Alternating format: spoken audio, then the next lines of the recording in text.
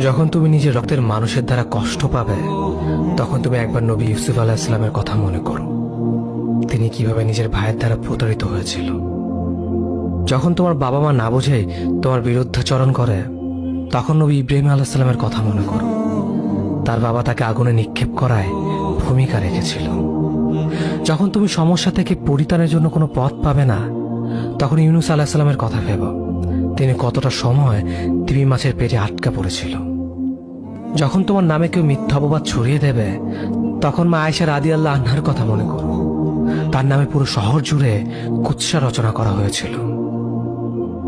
যখন তুমি অসুস্থ ব্যথার যন্ত্রণায় কাতরাতে থাকো, তখন নবী আইয়ুব আলাইহিস সালামের কথা ভেবো। তিনি ভয়ঙ্কর এক ভাইরাসজনিত রোগে আক্রান্ত হয়ে তোমার থেকে বেশি কষ্ট পেয়েছিল।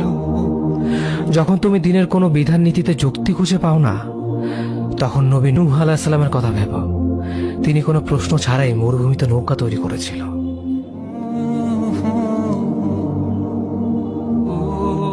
যখন তুমি আত্মীয়স্বজন, পরিবার, বন্ধু বান্ধবের কাছে হাসির পাত্রে পরিণত হও, তখন তুমি শেষ নবী হযরত মুহাম্মদ সাল্লাল্লাহু আলাইহি ওয়াসাল্লামের কথা ভেবো।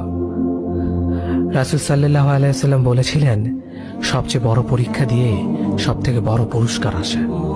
যখন আল্লাহ কাউকে ভালোবাসেন, তখন তাকে পরীক্ষা করেন, এবং যে এই পরীক্ষাগুলো মেনে নেয়, সে আল্লাহর সন্তুষ্টি অর্জন করে। আর যে অভিযোগ করে, সে তার ক্রোধের পাত্র হয়। হে আল্লাহ, তোমার কথা মনে করা, তোমার প্রতি কৃতজ্ঞ হওয়ার এবং তোমার ইবাদত করার তৌফিক আমাদের দান করো। আমিন। যেভাবে তুমি সন্তুষ্ট হও, সেভাবেই আমাদের পরিচালিত করো।